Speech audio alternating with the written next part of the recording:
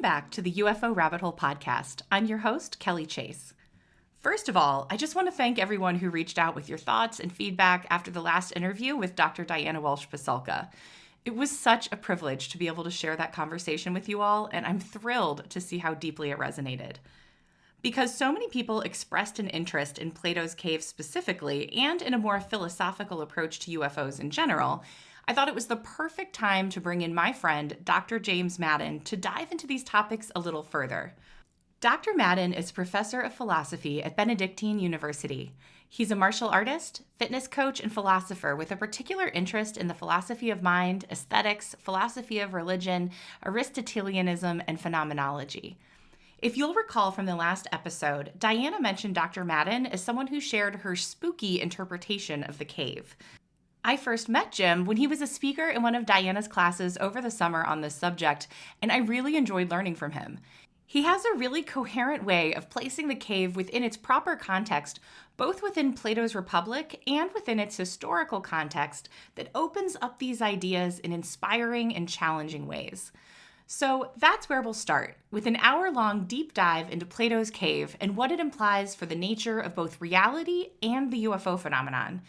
And then, in the second half of the interview, we'll turn to Dr. Madden's latest philosophical work with regard to the phenomenon, including what Heidegger reveals to us about the life and work of Godfather of Modern Ufology, Jaques Vallee, what Aristotle's natural theology suggests about the potential nature of non-human intelligence, and how that work is being continued in the modern day by Dr. Jeffrey Kripal of Rice University. And finally, we'll explore Dr. Madden's fascinating hypothesis for the origins of the UFO phenomenon through the concept of the umwelt. I hope you all enjoy this conversation as much as I enjoyed having it. This is my longest episode to date because we were having such a blast that I completely lost track of time. And when I went back to listen again, there just wasn't anything that I wanted to cut out. If you enjoy wading out into the deep end of the UFO phenomenon, this episode is for you. And before we begin, I'll mention that, as always, you can find all of the books, articles, and resources mentioned in this interview linked up in the episode description so that you can explore these ideas further. In particular, I suggest that you check out Dr. Madden's articles on the topics we'll be covering today. They're excellent. And if you find yourself wanting to dive more deeply into the ideas of Heidegger's The Question Concerning Technology, Dr. Madden also has a great online course that you can take, and I'll link that up as well. All right, let's get to it. Here's my interview with Dr. James Madden. So, Jim, thank you so much for being here with me today. I am so excited to talk to you. You know, you were one of the first people I actually thought about when we were going through the last episode, partly because Dr. Pasulka mentioned you in terms of also having kind of a spooky interpretation of Plato's cave, but also because I know I'm a little bit familiar with your work and with Tyler's protocols, and you kind of take this two-pronged approach with both fitness and philosophy. And I would love to hear what your thoughts on Tyler's protocols are based on your background. Yeah. I am like just into like even before I met Diana or heard of Tyler or went down this rabbit hole, as it were, looking at like what those protocols are and looking like just my daily habits, it's really close. It's very close. Like I think the only thing I don't excuse me, I drink too much caffeine. Because I think caffeine's out, right? Yeah. But in terms of obviously like rigorous physical exercise, that's definitely part of my life. I eat a very strict diet. I have a pretty dedicated meditation practice that I do. A lot of that stuff. The only thing I think I'm missing on is in fact is the caffeine. Now maybe that's why I haven't invented a world-changing device yet. I need to give up the caffeine. That's the trade. But I will say this is I have found like in my that's all like habits that came to me, kind of accumulated over life, and they came together in middle age. Since I've been doing that, I do have that almost like download kind of experience. Like I tend to write things in fits now, or I'll just like sit down and like 100-page manuscripts will come to me and stuff like that, and maybe it goes somewhere, maybe it doesn't. But a lot of what Diane's talking about there really does resonate with me. Yeah. That's very cool. Yeah, I think that's amazing. So, I would love to know. I know that you're very excited about the topic of UFOs right now, which I think is wonderful. And I just love to know, how did you get into this from your academic background, and what is it about this topic that like feels really relevant to you right now? Sure. So okay, I am 49 years old. So this marks me as like the exact middle of the Gen X generation, right? Okay, so I am like a cliche Gen Xer if you got to know me. Okay. And as a cliche Gen Xer, when my kids got to high school age, it was required that I would show them the X Files. Okay. So the summer of 2021, my kids and I are binge watching the X Files. Okay. And that's also right when the big Pentagon press conference came where, it got okay for us to think that the UFO thing was a thing, right? And it had been building for me. I had like been I'd been a Rogan fan, and I'd seen Christopher Mellon on the Rogan show, and I think David Fravor. And so, but that summer I'm watching, it was the last season, I think it's the 2018 X-Files reboot, which is maybe not very good, but um and there's some episodes where you've got UFO disclosure-ish going on with, Scully going on like conservative cable news TV shows to do this. There's a pandemic. There's questions about weird, vaccines, all this stuff.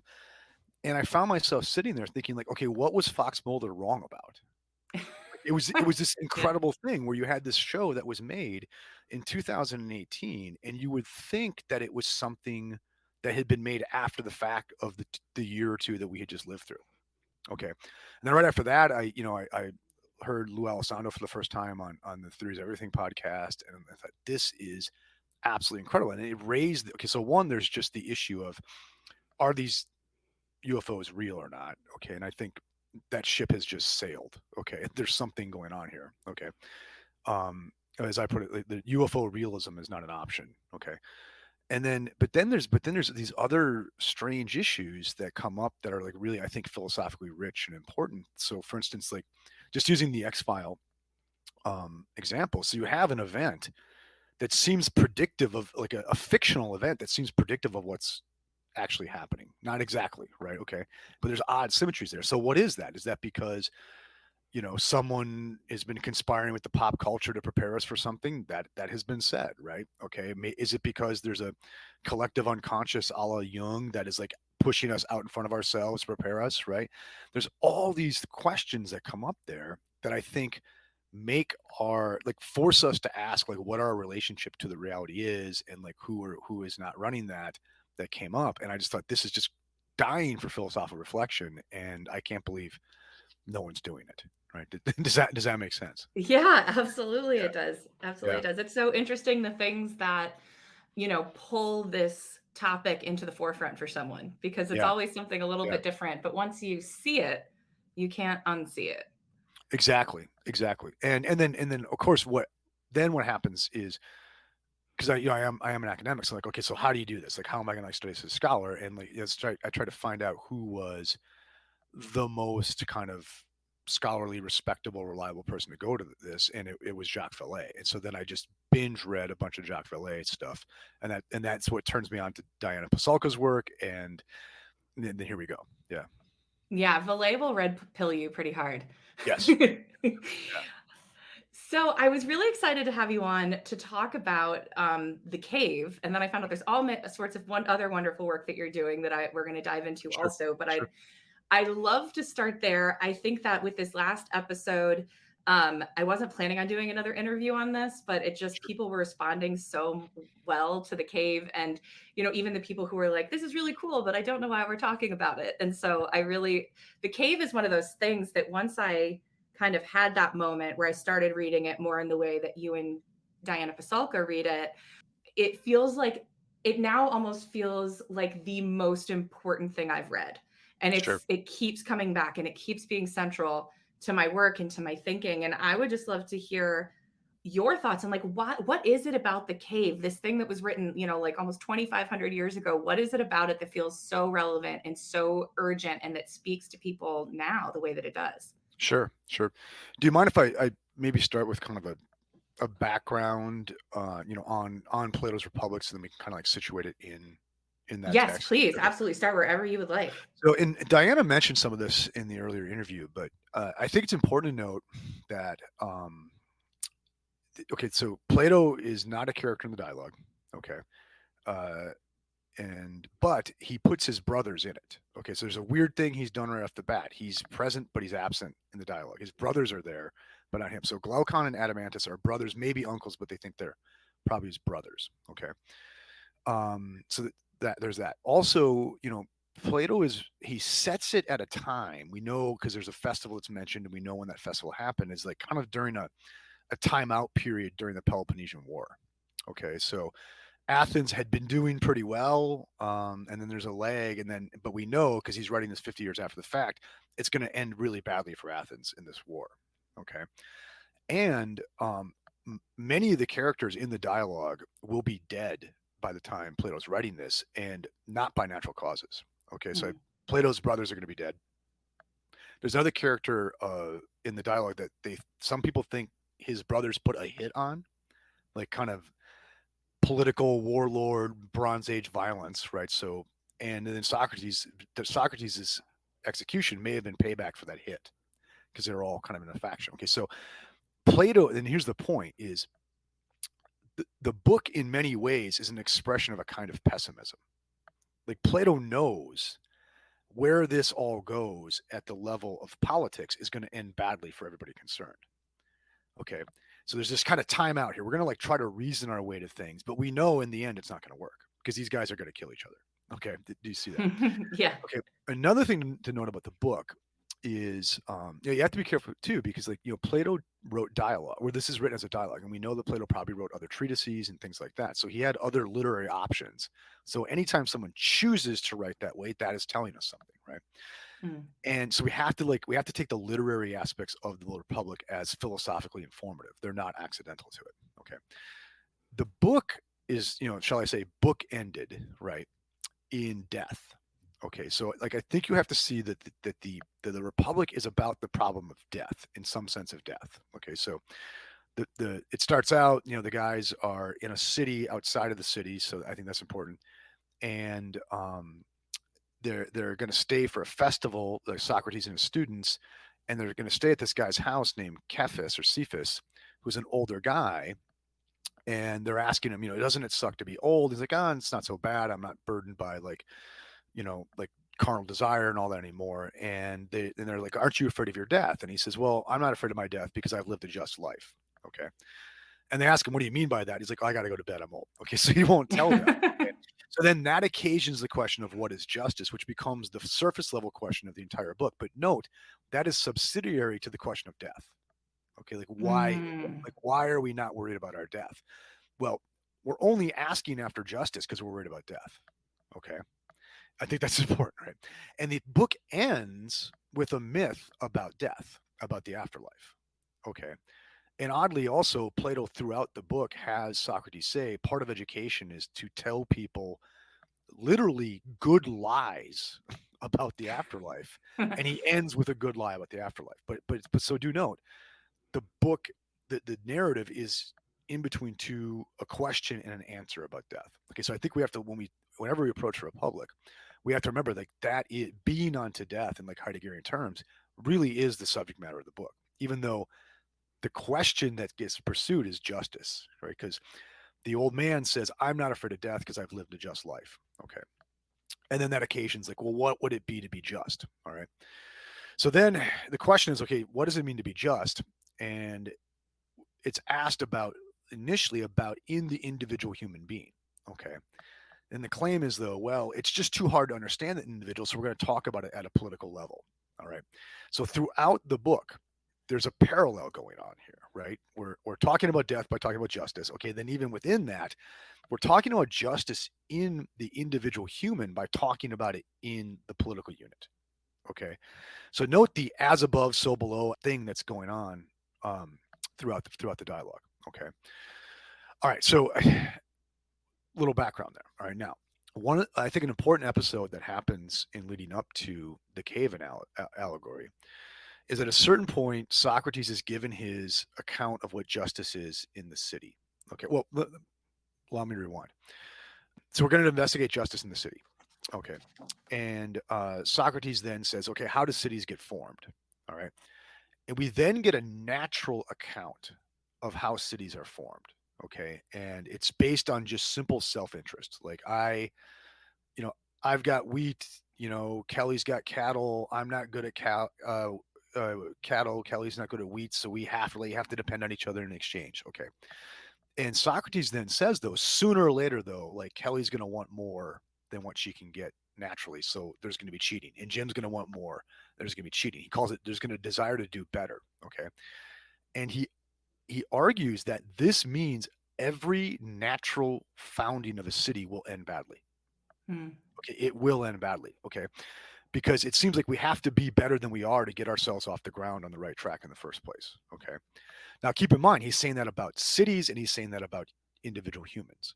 Okay, that like anything left to its own natural devices is going to end up falling into the cycle of violence and greed, and thereby collapse upon itself.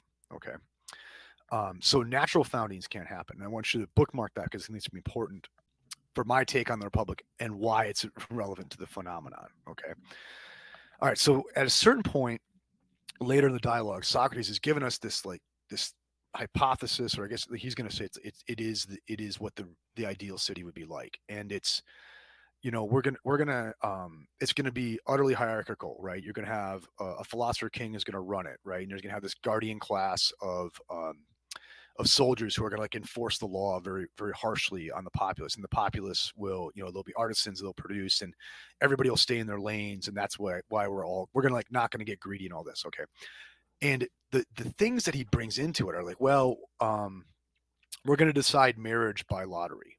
Okay, but it's really going to be a rigged lottery because we're basically breeding the master race, right? And when you have children, they're going to be taken away from you and they're going to be raised in the commons, right? And um, he heaps and heaps and heaps all these like really heavy things that are going to happen, right? And at one point, I think it's Glaucon says, Socrates, I can't believe that.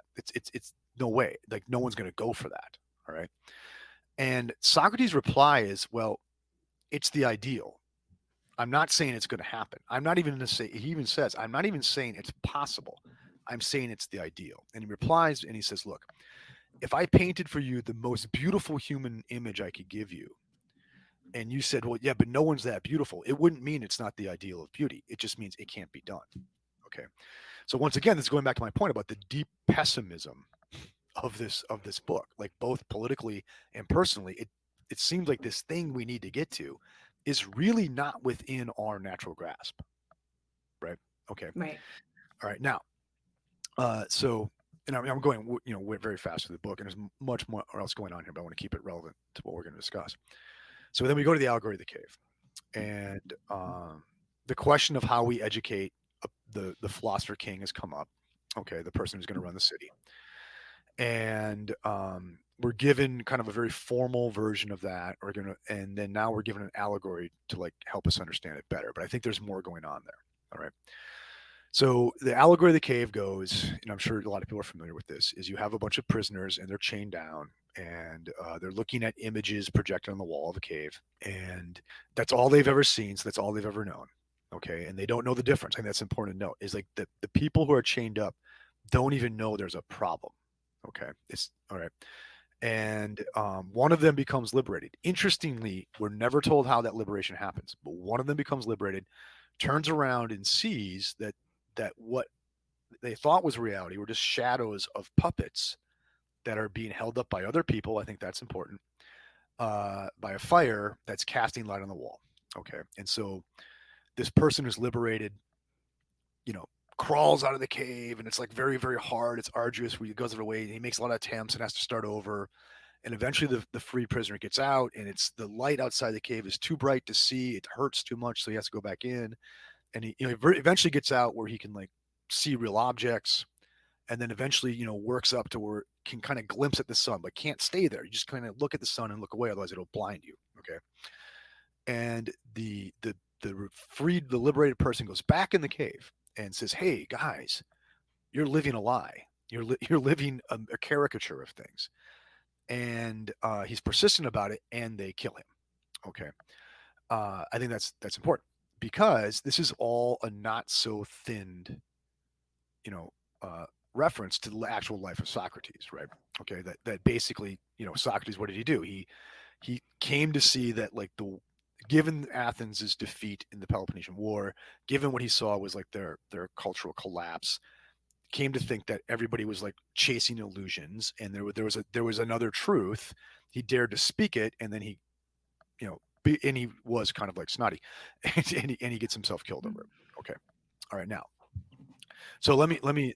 There's like an overview and some background things. I want to maybe talk about a few things. Okay, so um, I, I why is this story perennial to us? Okay, and I think because what Plato has done here is he has arrived allegorically at, like, the very structure of human experience.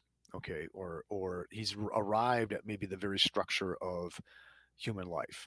Okay, and we have this view of ourselves that we are, like, we run this planet in as much as we do, or maybe we're finding out we don't. Okay, but we have the illusion that we run this planet because we think of ourselves as like individually innovative, right? Like that like what really drives like human success is that, like, one of us thinks up a great idea, right? And and we do things on our own, and we're creative, et cetera, et cetera, et cetera. Okay, and I think if you look at um, what, like, a lot of the cognitive science literature on this, a lot of psychological literature on this, is actually what really, really makes humans so successful, or part of it is we're actually really, really good conformers. Okay. Mm. All right. And we're very, very, very good conformers. Like, we don't talk about it's hard to herd humans. We talk about it's hard to herd cats because it's actually pretty easy to herd humans. Okay. That's true. Okay, it's true. Okay. So this is a fairly famous experiment. And if someone wants to read about it, it's in a book called The Social Leap by William von, I'm botching his name now. It's in The I'll Social look Leap. it up. It'll all be in the episode description for anybody who listens. And he talks about an experiment, and I hope I'm getting the details right. Whereas if you take a human child and a chimpanzee, that would be so that they're kind of relatively on cognitive par, right? And we all had our chimp stage, right? And you can show them a box that's opaque, and it's got a number of holes in the top, and you put a treat in the box, and you go through a sequence of poking a stick in the hole that results in you hitting the lock that unlocks the box, and you get the treat. Okay, so if you do it several times in front of the human child will, if you had to guess, will follow suit, right? Right. Do it in front of the chimp will follow suit. Okay, so far so good. Now make the box transparent so it's obvious where the lock is. Okay, do the same sequence. Okay, human kid will follow suit. How, The right. kid, the chimp will bang go right to the lock. Okay, Ah, yeah, okay. Because now, why is that? Okay, because being human is really, really damn complicated compared to being almost any other animal, right? Like we like we come out of the womb and we're not ready to do anything that we need to do. Like, we have to learn to be able to in order to do what we need to do. Whereas, like, most animals come out of the womb, they're pretty well ready to go fairly quickly. Okay, but we have this long extended educational period that is childhood, right? Um, and so so if cultural knowledge is part of our survival strategy, so therefore we have to be very good at being taught, right? So humans come out of the womb with a default assumption that another human face is telling me the truth, and they probably have something good to tell me, and I'm going to follow suit in the sequence. Does that make sense? Right. yeah, absolutely. Another fairly famous example, this is by a guy named Tomasello in a book called A Natural History of Human Thinking. He talks about a number of, I think he may have actually done the experiments of where if you take a human child and we're playing a game, you and I are playing a game with this child, where we have to take turns to meet a common agenda that would get us both a treat. Okay. And you do the same thing with the chimp. The chimp can a lot of times play along and, like, get, okay, I have to do this for Kelly to do that. Then if I do that, then Kelly do this, and then we get the treat. Okay. Now let's say we're doing that and you quit the game. Okay. The human child will get pissed. Okay. Okay. Right. But whereas the chimp will just grab the treat. Okay. Because once again, right, because the humans, like we understand our role here is in our getting the treat together. That's a natural default thing that we have, that we should work together on this thing so we can get a common good. Whereas the chimp, it's like, I'm going to use you to get me the treat, right? And maybe I have to divide it with you, but do you see that? And so as soon as you're not playing anymore, I'm going to grab the treat because it's about the treat, not about the game. But for humans, it can actually be about the game for us having it. Okay. Yeah. Yeah. Okay. So, all right. Now, so what does that mean though? It means, okay, we have to have a common that we walk around in. Like Heidegger calls this an everydayness. Okay, an ordinary everyday way of being in the world, right? That's going to involve basically conforming to other people, right? Like I need you to stop at that stop sign. I don't want you to have your own existential meaningful moment at the stop sign. I want you to like do what you're told and stop at the stop sign. Do you see what I mean? And that's why we can have like traffic, right? It's just that we'll do that. And so the idea here, though, is we need to have a conforming, basic, accepted system where we don't really question all that much. And it's even going to, because we're cultural, it's going to even conclude like stories about what reality is. Okay. Yeah. All right. And so what I'm getting at here is like being in the cave, looking at illusions that are put on the cave wall by other people, right? Isn't necessarily this like dark evil conspiracy theory. It is just the human embodied condition. Like this because we're so good at creating caves for ourselves that we can share, it makes us very effective, right? And this is kind of where we start out in life, is we start out in a cave. And that's neither good nor bad. It's just what we are. Okay. Mm. Did you see that? But notice though, that's always just one way the cave could be done. There's probably lots of collective illusions we could have that would get us around the world really, really well. All right. So the question will always come up is like, okay, what is it? Like what okay, beyond just what we have to like the natural human default of conformity, our everydayness, like what actually is true? Okay. And that's like kind of like the philosophical awakening. Okay. Do you see that? Yeah, Okay. absolutely. I mean, I think a lot of people have that experience coming into this topic. Yeah. Also, I Right. think what I was most shocked in myself is I consider myself to be a pretty good critical thinker Right. and to be an open-minded person and to be an independent thinker, and to realize that I'd gotten so far in my life just completely writing off things that I'd never done any actual Yep. research on myself. And it also makes me think, I wonder sometimes if that might not be the reason why there are fewer women in this field, is because I think women, I mean, I hate generalizing too much Yeah. based on gender, but I think women in general tend to be more communal. I think that when you're primarily engaged with like the child rearing and the caring for the home and the protecting of those resources and that sort of thing, that that they say like it takes a village, right? And I Right. think that for women maybe it feels more threatening just culturally to Right. step outside Right. of that kind of collective everydayness that you're talking about. Or at the very least, we don't reward women for doing it the way we do men, right? That's also true. Yeah, That's also right, true. right. I have not gotten my award in the mail. Exactly, yeah, exactly. So, and so, like, I can identify kind of with some of what you're saying earlier. There is like, look, here I was, a 40-something-year-old academic professor of philosophy, like a proud critical thinker, right?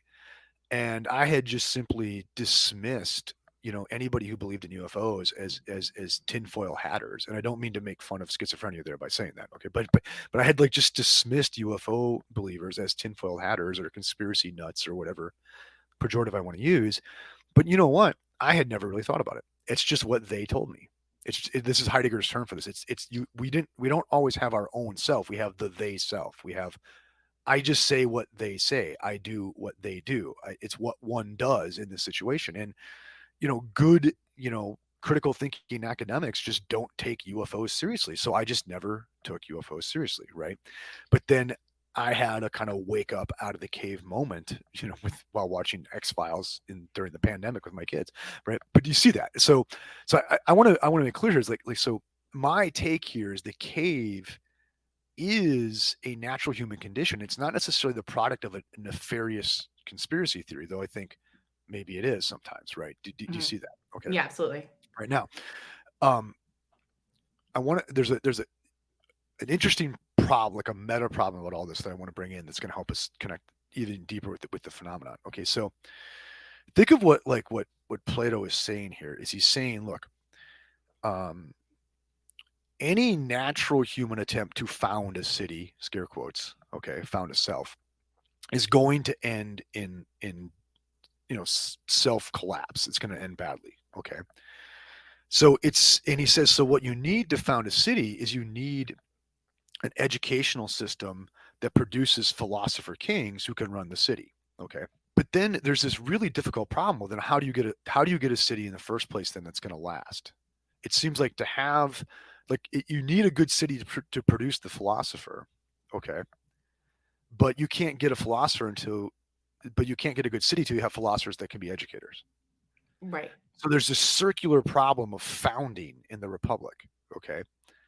And throughout the book, you get these very weird oblique references. Well, next our educators will have to do this, or next our founders will have to do this, or next we will have to do this. Okay, but we're never told, like in the original sense, who is that? Who's getting this off the ground? If indeed we're going to have a good city, it seems like we'd have to already have it in order to get it. Do you see that? Right. And this is a common Platonic theme where Plato says, "Hey, to know something, you'd have to have already known it. Like there's only memory, there's not discovery. There's only memory, there's not discovery." Okay, and so like there's this question, like so then how does the first person to like leave the everyday common shared illusion and look out of the cave? How does that person do it? Because it seems like they would have to be educated by somebody who has it. Okay, all right. So it looks like implicit, Plato doesn't say it, but it looks like implicit this, like something from outside has to reach in and pull us up. Okay. Yes, that makes Okay. sense. Yeah, you see that. Yeah. Something from outside. So something from outside our everyday cave illusions has to like peek its way in and guide us out of it. It cannot be just our own doing. Yeah, something that I have a few different translations, and I know there are many different translations of Republic in the Cave, but the one that I've been looking at and one that I've seen in a few different translations is that when it talks about that first instance where he's explaining the layout of the cave and the initial the first time that like waking up experience is explained, like in a lot of translations it actually says that that this person, what if this person was forced to look at the Yeah. firelight, and then it says if they were forcibly dragged up the steep climb of the cavern and firmly held until finally he stands in the light of the sun. Like that, first of all, I laughed at that the first time I read it because that was what I felt my waking up experience. I Right. actually described to people as being dragged by the hair. Like it Right. was not something that I wanted to happen Exactly. Exactly. necessarily. Yeah. But I wonder if that made me think of that exactly what you're talking about. Like, do you read it that way? That the like in some ways these anomalous experiences are the thing that like forces you to look. Yes, exactly. So increasingly, okay, so what do I think is going on? Well, gosh, I'm speculating, but okay, right. Is what does Plato arrive at? He arrives at kind of a structure of what enlightenment is, right? We're in our necessary everyday humdrum pack of like, if not outright lies, convenient truths, right? I think it's better to think of it as convenient truths because like the puppets the people in front of the fire are holding are images of the things outside of the cave, but they're just caricatures. They're conveniently contrived so we can get around. So we have our life of like humdrum convenient truth, and then something drags us out of it, and like we have to look at something beyond, right? So we realize that the world we make for ourselves is not the whole story. Okay, and that we have indeed made this, and we can ask dark questions about it, and there's something beyond that for good or ill that we should look at, and it's going to be very painful to do that. But note, for it seems implicit in this that this requires, dare I say, like an arrival from the outside, right? Right. Like that, okay, and you can see. So whether in this, I think really hooks up with Diana's work, interestingly, right, or Vallee's work, is whether it's UFOs showing up to like wake us up from the vulgar conformism of the 1950s, right? Or an apparition at Fatima, doing something similar, something Ezekiel, like we can see that this, like what Plato is hitting here, is a structure of human experience. This is just how enlightenment works for us. We're in our everydayness, and then something beyond that hits us, and drags us out of a cave through a painful process. Do you see? Hmm. And so this leads me to think of the UFO very much as this is Western history, maybe all of history, right? Going through another cycle of this same, forgetfulness, enlightenment, right? That we've seen throughout, right? And that's not to like take the UFO as just a psychological projection. Not at all. It's to say that no, something outside of our ordinary world, whether it's like literally off the planet or just outside of our phenomenological world, is showing up and slapping us in the face, like in, Yeah. in, in a sense of like a wake up. Yeah, Yeah, no, and I think something that'd be really cool for us to unpack throughout this interview, because I had such an awesome time over the last few days going through all of your work, is sort of like what is the nature of that thing? Because as you kind of alluded to before, are we talking about like a collective unconscious thing that kind of yeah, is this like a feature of the software of consciousness, or is yeah, this or like I think, especially when people first come to the UFO phenomenon, they might think that, and even based on stuff we've talked about in the last few episodes, that they might think like that there's literally maybe some, non-human intelligences of some kind up on a craft up in yeah. the, sending these things to wake us up, I think that there's a lot of really more interesting potentialities there as well. Right. In let me hang with Plato Yeah, in absolutely. trying to. So think of it though, when the liberated person goes back to the cave, his attempts to articulate himself fail. They utterly fail, right? Because he's been called beyond something that like fits into the ordinary everyday language, and then the attempt to articulate in that always fails. He becomes inarticulate, and then eventually he's going to be killed. Do you see Hmm. that, right? Okay, so I wonder, is the very structure of enlightenment such that it's going to leave you just an inarticulate babbler in your attempt to give an explanation of it? Do you see what I mean? Right. And if you do, and I think this is very much in Vallee's work. Um, if you look at it, is gee, we just got done, in America, like, winning a war by using like, aircraft, right? And then suddenly things that are kind of like looking like, airborne war machines show up for us, right? Right. Or, like there's like Vallée talks about in the 19th century, like people would have anomalous experiences and they would look like sailing ships, right? And in the ancient world, they would say shields, or they would see, chariots or whatever, right? And I think you have to be careful to say, well, what we're finding now is that, the the what the Romans saw as a shield is actually a flying saucer, or maybe what we see as a flying saucer is a shield. Like I think what we're seeing here is when we come back from like the moment of enlightenment and we try to make sense of it, we're going to put it back into our everyday terms. You know what I mean? So I think our attempts to articulate it are always going to fall short, or they're going to be in some ways relative to what we can make sense of, and then thereby not really going to get it. Yeah. Right. Right. Okay. And so what do we do now? I don't know, but it might be that like it's part of it. Part of it is our admission that the ball is in the court of the other side of this. Like, you know what I mean? Like it's not going to be up to us to articulate this. It's going to be up to it to articulate itself to us. Right.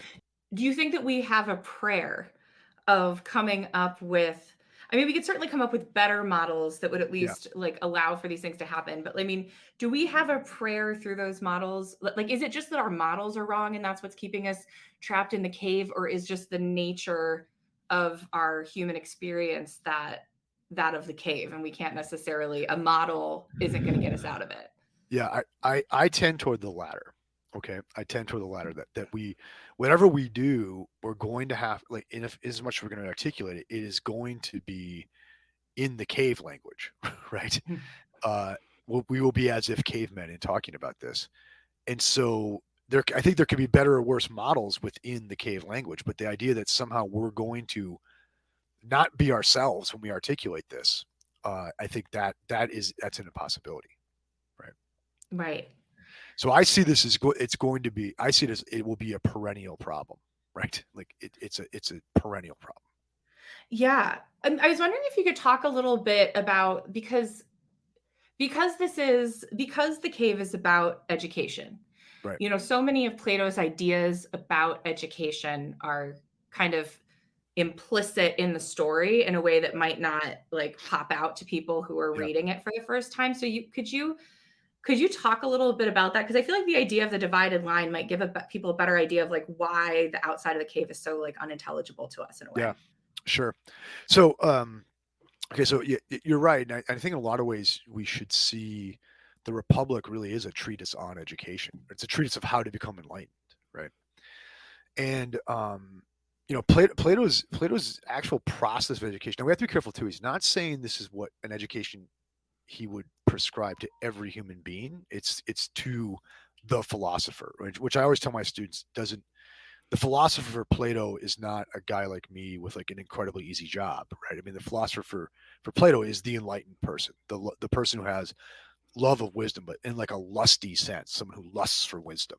Okay, and the education of that person for Plato, first of all, at least as he outlines it in the Republic, or he has Socrates outlined in the Republic, begins with a lot of physical training. Okay, because he has this famous line that someone who doesn't have physical training becomes too soft, and someone who doesn't have training in philosophy and the arts becomes too hard, right? So he does say there would be rigorous physical training, mainly aimed towards fighting. So he's talking like martial arts here, okay. And then people would be taught a trade, okay. And so his idea there, so kind of you have to like take care of like the root animal body stuff, right? Okay. And then what's the next step up? It's like between science and root animal bodily martial arts stuff, right? I mean that's the wrong way to put it for martial arts, but there's this other thing which is like it's like a practical skill, which is kind of intellectual but still martial, right? And so next you would learn a trade, right? So literally you would you and so for instance he would have you start learning agriculture and architecture, okay, or house building, okay, because both of these for Plato naturally raise the issue of geometry. Okay, so in learning the trade and getting good at it, it's going to raise another kind of question to you, right? Mm-hmm.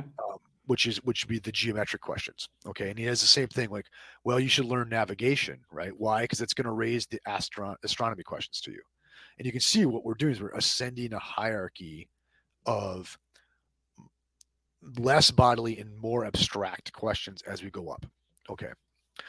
And eventually then, so like you'll go from like just agriculture and house building to geometry. You'll go from, sailing a ship to astronomy, right? You'll go from like record keeping in your dad's business, right, to number theory, right? And you're becoming now not practical, but entirely theoretical. Okay.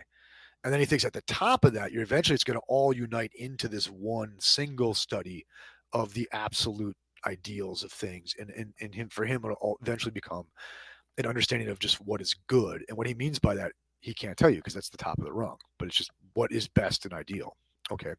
And when you mentioned the divided line, so you have paralleling that, like in Plato's metaphysics and epistemology, the least real, the least worth knowing things are just simply bodily things, right?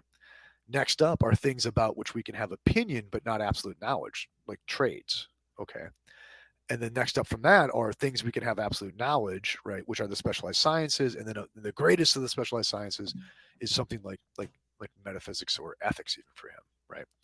And so the idea that education would take you from the lowest to the highest for that process, right? And note, the lower we go, the more we're in our everyday practical get around world. And as we become educated, we like get our way out of that, right? Yeah, Yeah. absolutely. And it correct me if I'm wrong, but it seems like there's an intuitive leap that happens in there where the person who is being educated, as they start to, I heard you put it somewhere that like that people have to understand what something is good for Yeah. before they can understand what it is. And so there is like you could educate someone on all of these things. You could set them on this path, but there's a certain point where the student through doing Yeah. it has this kind of greater understanding that is revealed to them that like a teacher can help steer them towards, but that leap is sort of something that the student has to do, right? Yeah, for Plato, education is not a spectator sport, right? And I think it's important that you have to learn. For him, you have to begin by learning a trade. Okay, so like this idea, like what do we do to young people today, and it was done to you and me when we went to school, is we don't teach you how to do anything. We don't teach you, you know, like how to be an accountant, right? We just jump you right into the algebra, right? Okay, Right. you know what I mean? And then you're left like, but what is that? It's an empty abstraction. It has no grip on reality for you because you've never done it, right? In a practical way. Like we might just take you right to the physics, but we never taught you how to navigate a ship, right? So then what is physics to you then? It's this empty abstraction, right?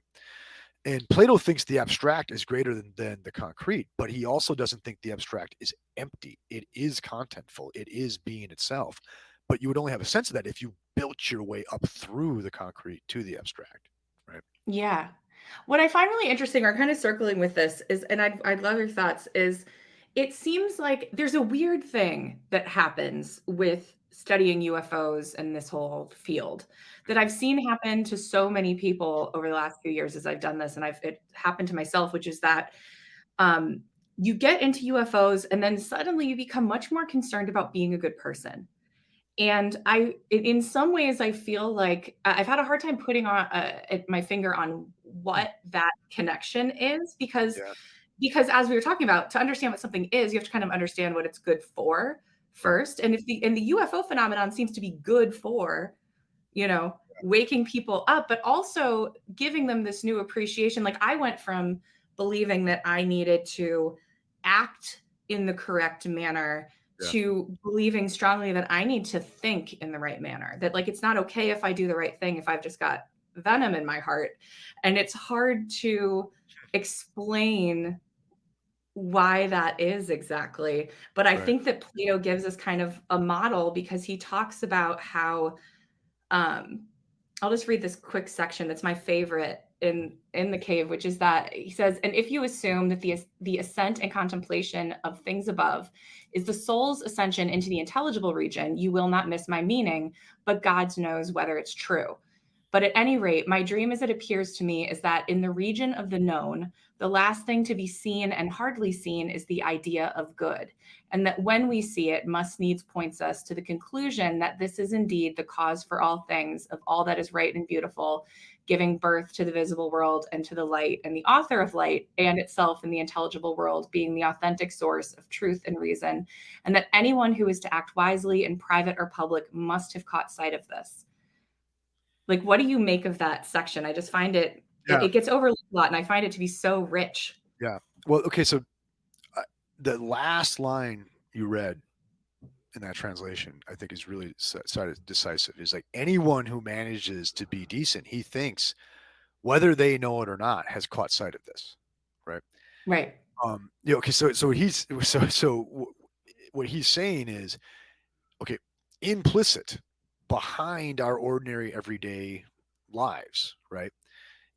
Everybody has sort of he really thinks everybody to some degree has been out of the cave, right? But we just forgot it, right? Okay, so the Republic ends with this myth of okay, okay, um, and it's the story about a soldier who dies in battle, and he was a noble person, and he goes into the afterlife, and it's kind of a conventional Greek tale with the afterlife, but there's a moment where he's with all these other souls after their death, okay, and there's sort of a lottery over like who gets to be what as they reincarnate. Okay, and Plato makes it clear that like basically there's a lottery on the order of who of what you get to pick. Okay, and so if you win the lottery, like I'm going to go be a rich guy, or I'll be a really good looking person, or I'll be this. And he says that the truly good person doesn't care where they end up in the lottery. Okay, because no matter what, they'll remember, and they'll do well with what they have, whether they're rich or poor or what have you. Okay. Um, anyway, and so they have this experience in the afterlife, and then everybody's going to get sent back to uh, the normal world, right? And they have to sleep next to the river of forgetfulness before they go. Okay, but does not forget. Like he doesn't. He was a good person, and he doesn't forget. and he goes back to the afterlife knowing where he's been before. Okay, so or he goes back to the before life, right? He reincarnates knowing where he was before. Okay, and so what's Plato saying there is like, um, what an enlightened person is, right?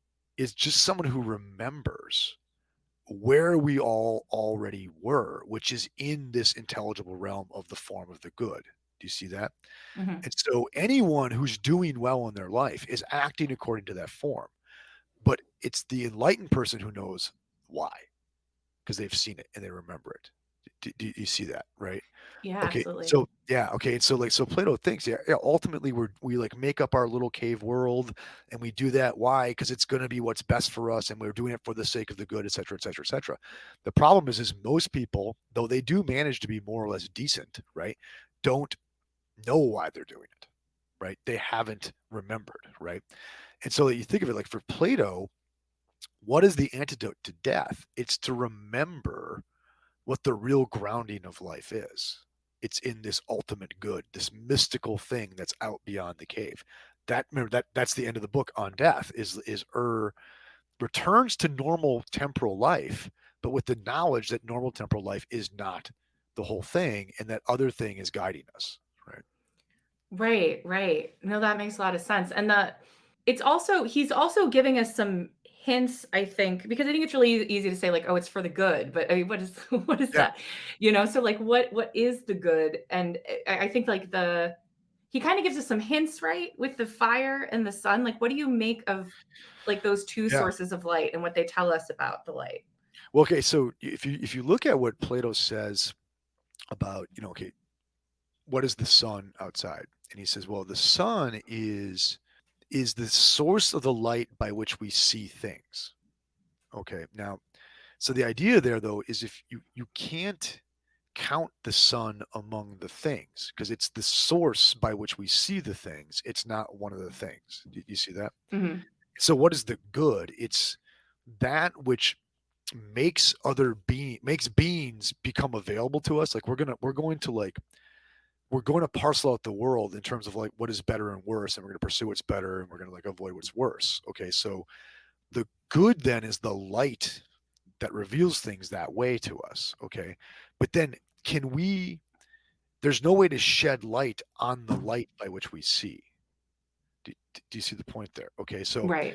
so for Plato, and this is like the problem is there is no way to articulate this in the ordinary language of the cave, which is like what we're trying to do right now. Right. Like, okay, and you might have heard me talk about this elsewhere. There's an interesting moment where after he tells the allegory, one of the other guys, I think it's Glaucon again. It's usually Glaucon. Glaucon seems to be the brighter one of the two. But anyway, Glaucon says, so gee, like, can we really ask the enlightened person to go back to the cave? Right? Can we ask the philosopher to return to the city? And because he seems like that's like this terrible injustice because he's seen the light, right? He's been with the good, but he knows it's going to go badly when he goes back because it's inarticulate. It is mystical for Plato, right? And Socrates says, well, okay, it depends. If the city, in fact, educated him to the point that without it he would not have achieved this enlightenment, then he owes it to them to go back, right? Hmm. But note that's silly because that means there are already philosophers running the city, so there would be no need for him to do this. Do you see that? Okay. Right. But then Socrates says, if he found his enlightenment in spite of the city, not because of it, he has no obligation to go back.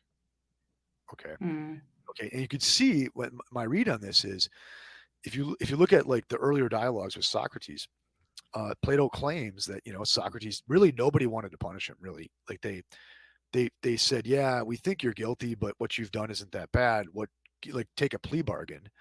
And he said, well, the only fitting punishment for me would be like a lifetime pension because I'm the best thing that happened to Athens, right? So then they're like, okay, so we Yeah. we have to kill you. And then while he's in prison, nobody wanted to kill him, and they bribed the guards and said, just take off and don't come back to the city, right? And he chooses to stay. Why? Because he says it would be like betraying my parents. I can't do that. I owe my life to Athens, right? Okay. Um, but what's Plato saying here later on is he shouldn't have stayed. he should have left. Like this was futile. It was a fool's errand. The philosophers should like achieve enlightenment, and you're better off not going back. Does that Right. make sense, right? Yeah. But in another moment in the Republic, he says, even the best city, which is to say, even the best soul, at some point is going to fall prey to attachment and sexuality. You're going to love things. You're going to love people, right? Which will bring you back into the cave. All right. So I think Plato's view here is ultimately kind of romantic, ironic. Like we're going to achieve an enlightenment, or we hope we can, right? That enlightenment will be inarticulate to others, and it will be very difficult to go back. But because we're bodied humans, we're going to love things back in the real world or the other world, and ultimately kind of like go there and meet frustration. Does that make sense? Yeah. This is kind of the pessimism of the book, right? Right. And so, what do I think about? So I think if we think of like the UFO phenomenon, it's just one more case of the thing beyond trying to pull us up, right? And then we go out there and we pursue it. Maybe we see something. Maybe it brings us to some conclusion, some enlightenment, and then we try to go back to the Muggle world and articulate that. Plato would say, "You're going to do it because you love the Muggle world. There are Muggles you love, right?" But he does not think it's going to end well for you, Yeah. right? Yeah. I can see that. I think what's interesting about the period that we're in right now is that it's at least conceivable in a way that it hasn't been, at least as long as Yeah, I've been alive. totally. It's what got me. Um, If Lou Elizondo is not out there, I don't come around, right? Right, right. Well, and also we have the opportunity for like for our to change the cave in a way. Right, We right, it doesn't eliminate the cave. It doesn't right. eradicate the problem, but it makes it possible to talk about some things inside of the cave that maybe you weren't able to before. Yeah, and this is something that because I'm this like grouchy old guy, right? Okay, so this is something like Diana in some of our conversations actually helped me with is like, but Plato formed an academy. He brought students around him. He formed a community of people who sought enlightenment, helped bring them to enlightenment, right? Here we are, right? We're talking about this, right? Okay, you have all sorts of friends in this now. So it does seem to be like Plato's, if I'm right, his pessimism though, it seems to maybe be a little disingenuous because here he is in a community of like-minded, enlightened people that he was writing these texts for and with and educating. Do you see that, right? Yeah. I think though the caution is, and I think this was implicit in what you just said, is to say, look, when we take this back to the cave, cave's gonna cave. You see Right. what I mean? Yeah. It's going to be co-opted into, people profiteering and grifting on like bad, sham documentaries, right? I mean, maybe that happens, right? You've seen, okay, Oh, for or sure. for sure, right? Or like Jaques Vallee will point out to you all this spooky psyops that the government has done with this. Cave is going to cave, right? But that doesn't mean we can't get together with other scare quote philosophers, right? And Mhm. have genuine human commerce about this, right? Do you see that? But I think Plato would say, don't think this is going to like resolve the human condition on a Right. grand scale. It might resolve Jim's condition or help that. It might resolve Kelly's condition or like create our friendship so we can go together as scholars to figure this out. But it's not going to be, it's not going to make America great again. It's not the hope we've been waiting for politically, right? You know what I mean? Right. Right. Right. I think there's a temptation. Yeah. And it's something I'm actually really intrigued by, which is that, I mean, I think, if you listen to the other interviews, I'm suspicious of technology Yeah. and of what that is. But I'm also at the same time, I sometimes wonder if technology doesn't give us or can't give us an ability to um, hack the cave in a way. Right. Not that you can't get rid of the cave and you can't save everyone, but it does feel like if you're able to talk to a lot of people at once, and like we're doing right now, this conversation, anyone who's listening to this is an entirely independent media channel that's Yeah. reaching people. I'm listened to in 96 different countries, you Wow. know. Good for you. Yeah. So it's not, I mean, we're not going to get everybody, we're not even going to get like a small fraction of everybody, but Right. there seems to be this way that you can start to go back into the cave and at least find the people who are ready to listen, or Yeah. who are ready, who've had a glimpse and are looking for, and it seems, it feels, that gives me some hope. And that's like the optimism that I find in technology.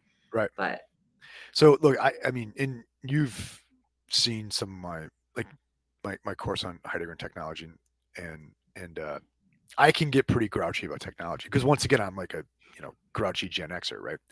And I mean, I got my first cell phone. Gosh, I mean, I don't think I've had a cell phone for 5 years. Okay, so I was late into it. Okay, but there's a very good friend of mine, a guy named IJ Markham, who co-hosts a podcast called the Cosmogram Dialogue, and that was so the first podcast I was on, right? And I remember I was really reluctant to it because I was like all anti-social media and and all this stuff. But going on that show led to like a pretty profound friendship that I have with IJ. Okay, and like we've never met in person, all right, and it's led to us like doing some very interesting conversations, and it's like made me a better person and all this, and it's all been mediated through this technology. Okay, so um I like I don't think technology is entirely neutral because I do think it does change us. It's not like we enter into it unscathed, okay? right. But I also don't think there was ever a pre-technological human moment. I think being us is to be tool users, right? Even language is a kind of technological offloading of data into our environment, all that. Okay. So one, there's no going back to before tech because there's no before tech for us. Okay. Mm. All right. And I think what we're seeing was baked in the cake from the very beginning. Right. And I have gotten better about just admitting there is quite a bit of good that's come with this, not just in terms of commerce, right? But just in terms of interpersonal human relationships. Like I would have never met you, Kelly, right? I would Yeah, never have the absolutely. conversation with this like very bright person, right? If it weren't for technology, I wouldn't have met Diana. I wouldn't have met my friend IJ, right? Do you know what I mean? I wouldn't, like think of how much better my relationship is with my kids who live across oceans because of the tech, right? So I do think there is something too, that we're not going to go back because there is no back to go to. And moreover, um, whatever is going to count for like moving us into a more humane direction, it's got to be from within this paradigm of technology because there's no other option, right? And Yeah. we would lose so much, yeah, Right. Well, and I think what I see so much through my own experience and through just being a part of this community and UFO Twitter for all yeah, of its, problems is, that's where I found my community. And that's where, really, that's yeah, how I met you. That's how I met Diana. That's how yeah, I met all of my friends in this space. And if I had gone through that experience, the first time you look over your shoulder and realize you're in the cave and there's something else back there, right, I don't, it's really profound, and it's so hard, as it's sort of we've talked about throughout this, and as sort of is demonstrated throughout the cave. It's a really difficult. It's not for wusses. It's a very intense process. yeah, And if I hadn't been able finding other people going through the same thing is really critical. But to find those people in your own life who are also at that same stage right, of waking up is I can only do that really because of the technology that we have now. I would be completely alone in this otherwise because I don't have anyone else in my life that's going through this. And so sure, in a way sure, we can yeah. sort of form little like cave escape teams that are No, remotely dispersed. I agree, and I think I okay. So here's the deal: so nothing is creating a deeper cave for us than technology right now. True. Okay, true, but at the same time, nothing is giving us a means to carve out of it quite like technology is right now, right? So how many books would I not have read that I've read if it weren't for Amazon? Right. Right, I have to admit it, okay, and this is me showing like what a terrible scholar I am now. When I want to look up a book, I don't go to the library website at my college. I go to Amazon now, Right. right? Because it's like the search engine's faster and stuff like that. So and so I have to admit, like there it is, and I like how you put that. Is like maybe what we can do now is form these kind of like platonic academies of the internet, right? You know what I mean? Where like here we are, we're stuck in Athens, which is completely unenlightened and like going into like cultural like chaos, right? But yet maybe we can form platonic academies of people seeking enlightenment, right? It's And funny to think of though, considering yeah, that Plato like didn't even really want to write because he felt like that was like a bridge too far with yeah, technology. yeah, exactly, yeah, yeah, it's interesting though, but that he did write, and it's also, you have to be careful. He has Socrates say that. Now, was that Plato's view or Mm, not? It's so hard to tell because, like the episode I just alluded to earlier, that's clearly him trying to like disagree with Socrates from another dialogue, right? So, but I do think it's clear that Plato thought, because he did write in dialogue, though, at least the writings we have of his, and it seems like the most important ones. And what's he trying to do? He's trying to reproduce the experience of speaking face to face to somebody as much as possible, right? Rather than writing a treatise. So though now that we've kind of moved to this increasing on the internet, this kind of podcast conversation, right? To what degree are we just maybe now we're reproducing the Platonic dialogical experience, right? You know what I mean? Like rather than writing books now, it seems like the way to like communicate ideas is to have a conversation on a podcast, right? What did right. Plato do? He seemed to like reject writing books because it was so artificial, instead wrote in dialogues, right? Well, you and I have just been writing a dialogue for the last hour. Right? Just Yeah, sitting, yeah, you know what I mean? So exactly. once But again, there's this, also a way in which our technology has like obliterated the dialogue in that I mean, even just the way we approach each other, like when you go on Twitter, yeah, what I love about reading Plato is that when throughout the dialogue he'll challenge someone's thought, like he'll challenge someone's idea, and then that person will be like, well, by God, you're right. yeah, And there's yeah, exactly. there's a there's a willingness for people to both put up ideas but also to have somebody come and knock them down, and you're like not pissed about it. You're like, well, that's a Yeah, great point, moving on. And yeah. No, yeah, I agree. Like so, once again, it's the ever two-edged sword of technology. On the one hand, we're like recreating dialogue, right? And we're having conversations we had, but also it's been manipulated to take people down rabbit holes in the bad sense, but we're for some rabbit holes, right? Down these rabbit holes of self-affirmation so that they don't know how to deal with somebody who disagrees with them, right? Rather than it being used to have these open-ended dialogues where Kelly and Jim are perfectly free to disagree with each other, right? Because we're committed to the truth, not to ourselves, right? You know what I mean?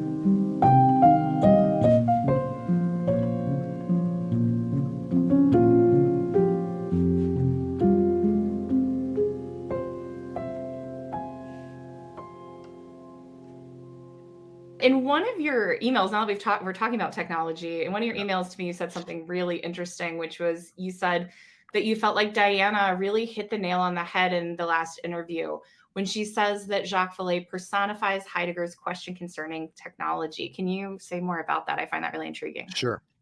Okay, so, and I can't remember if Diana reproduced this quotation in the conversation, but there's a in Heidegger's original essay, The Question Concerning Technology, he quotes the poet Hölderlin by saying, "Where the saving power, no, where the greatest danger lies, there too lies the saving power." So where we find the greatest danger, there we find the saving power. Okay, and the greatest danger of technology for Heidegger is not that we're going to necessarily nuke ourselves, right? Although he's worried about that. It's not okay. It's not just that we'll maybe like undo ourselves with our own transhumanist ambitions or something like that. Okay. For him, the greatest danger is a kind of obliviousness to being.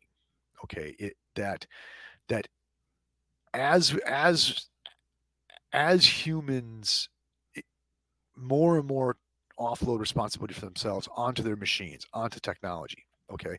That we'll just quit really caring about the questions anymore. Okay. That will become sleepwalkers. Okay. That like what is distinctively human is going to end, and instead we'll become more machine like the more we like define ourselves in terms of our machine technologies. Okay. That's probably too quick a character, but that's what he's up to. Okay. And but Heidegger, people miss this in Heidegger. He's not saying therefore we should all go and like become hunter gatherers now, because what he doesn't think that's possible. The ship has sailed, and he's very quick to point out there was never a non tool using version of humanity. Okay. And then he says, so like where we're going to find the saving power is actually from within the technological paradigm somehow. Okay.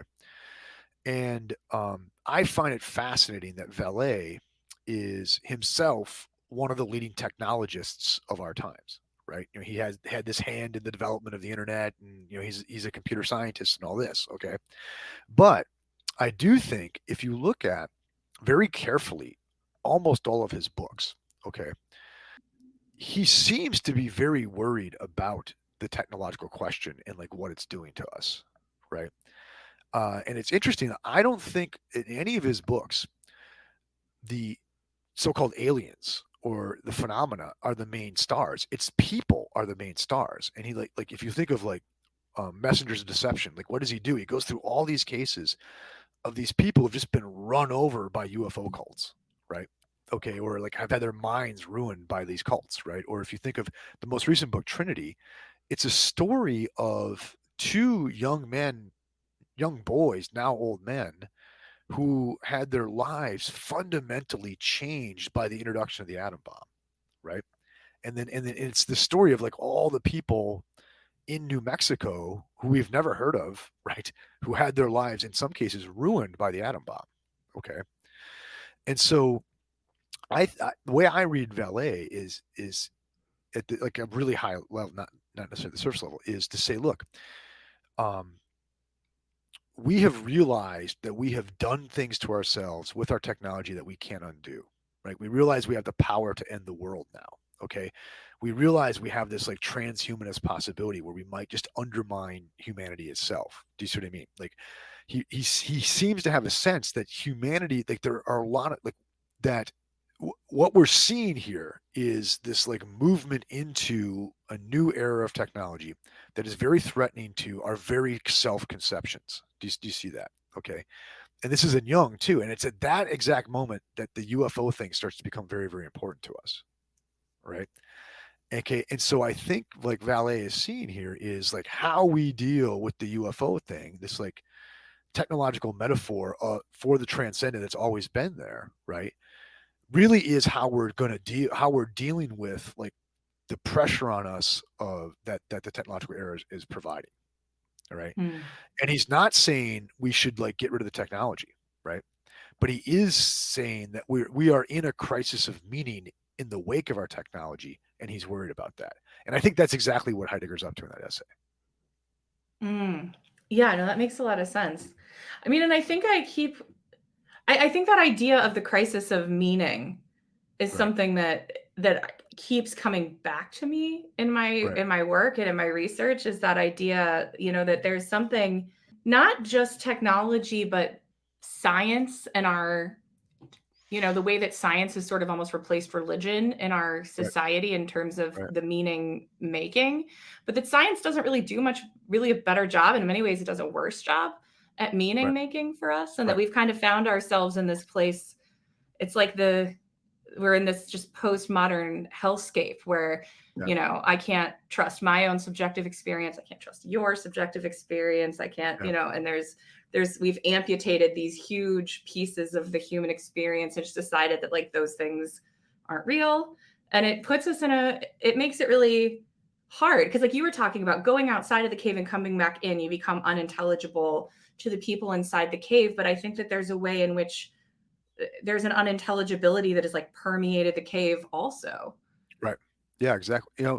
Think of it. So I think this is why, I mean, I think partly why is because Vallee is writing a story that's about he and his co-author writing a history of what happened around the event of the testing of the first nuclear weapon. Okay, but also I think there's bigger whys why people write too. Okay, and I think of it like when we blew up our first atom bomb, we basically said we can decide whether or not life continues on this planet. Like we can decide that. Okay. And whether or not we actually choose to end life on this planet or not, or someone chooses to, right? That we still have to live with the fact that we have shown that we're capable of this, right? And that it seems like once you realize like we could like undermine all of this, it seems like being is a lot flimsier than we might have thought it was. Do you see my point? Right? Yeah. That like if we are powerful enough that we could shape it to the point that we could get rid of it, right? Then it seems like, well, then there's nothing here but us, and we have nothing to hope for. We have nothing to look to for guidance, right? Like the promise that Prometheus made humanity has come up very, very empty now. Do you see that? And it doesn't matter if it's nuclear weapons or if it's transhumanism or if it's complete psychological control of ourselves or whatever, right? Like all these things that these technologies since the Second World War forward have started to show us, it makes being look very, very flimsy, is how I put it, right?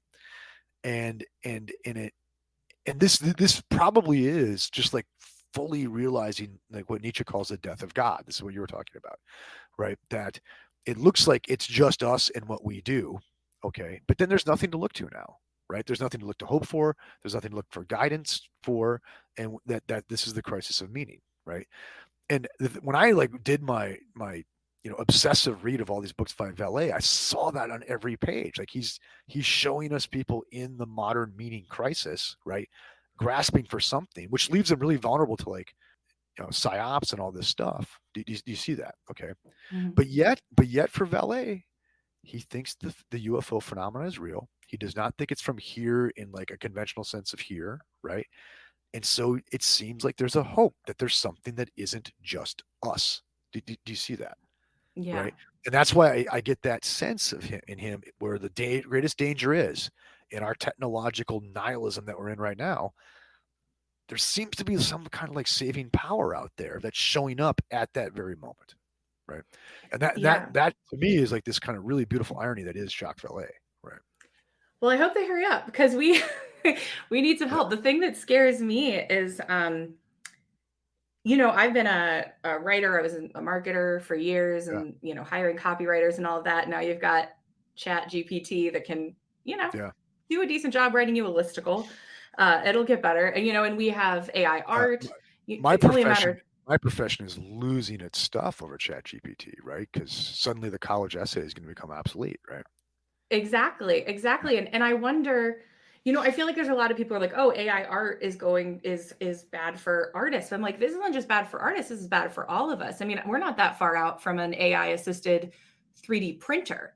Right. I don't there's we're like I don't know how far out we are from like 80 or 90% of the population being unemployable. And if we don't have those, Yeah. like, if we don't have that ability, those like meaning making paradigms, and if we don't have a clear idea of what a human is good for and what a Yeah. human and what its value, what a human's value is, like, I worry about where we're headed with that. Because if a bunch of people suddenly become, first of all, what do we do with all those people who are unemployed if we don't have an agreement about what the value of a human life is? And then also, what becomes of humanity? Like we were talking about before, there's something about being grounded in your body, learning a trade, being rooted in this world that helps you get to that next level. So what's even the point? If people don't have trades anymore, I Right. guess I just don't know what becomes of us. Are we like the idiocracy thing, sitting in the toilet seat Yeah. and watching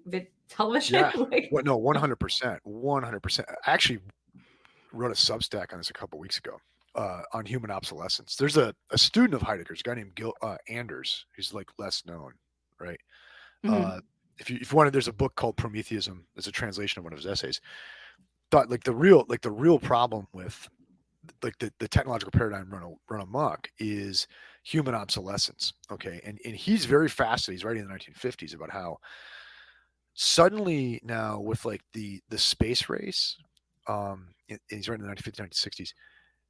We have to find a way to train humans to use certain machinery, not build machinery to work around humans.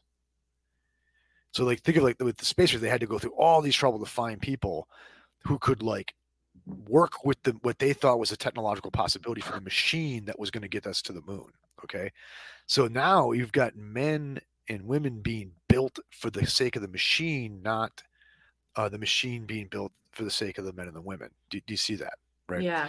The 1964 film Failsafe. Have you ever seen this?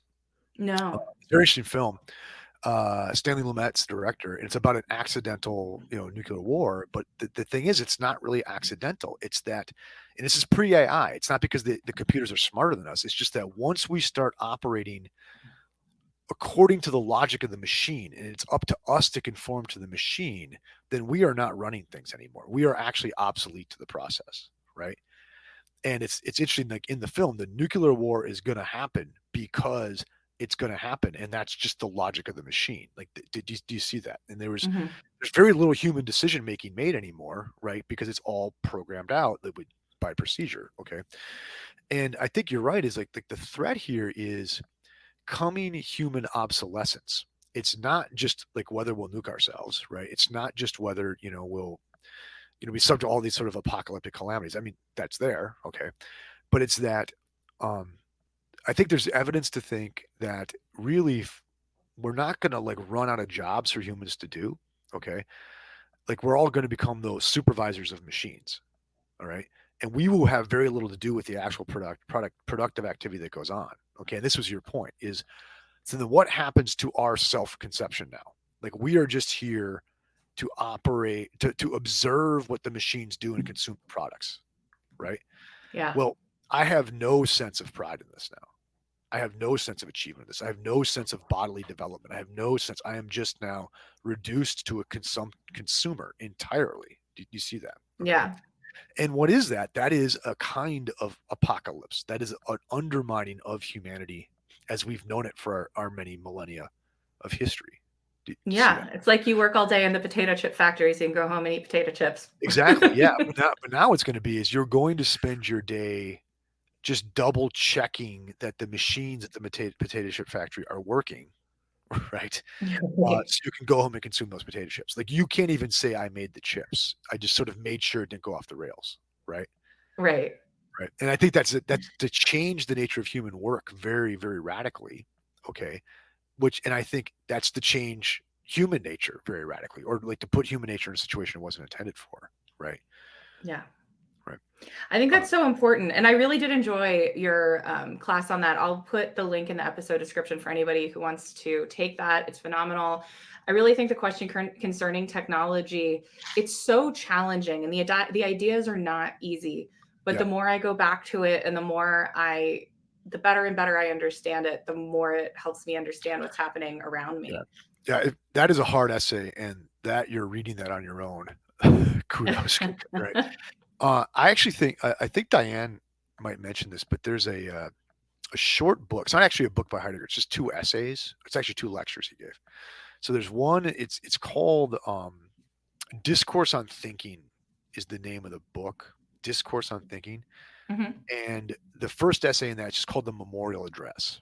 Okay, and that's actually where he brings up meditative thinking and the things that Diana mentioned. The Memorial Address is really like the question concerning technology, the reader friendly version. So Okay.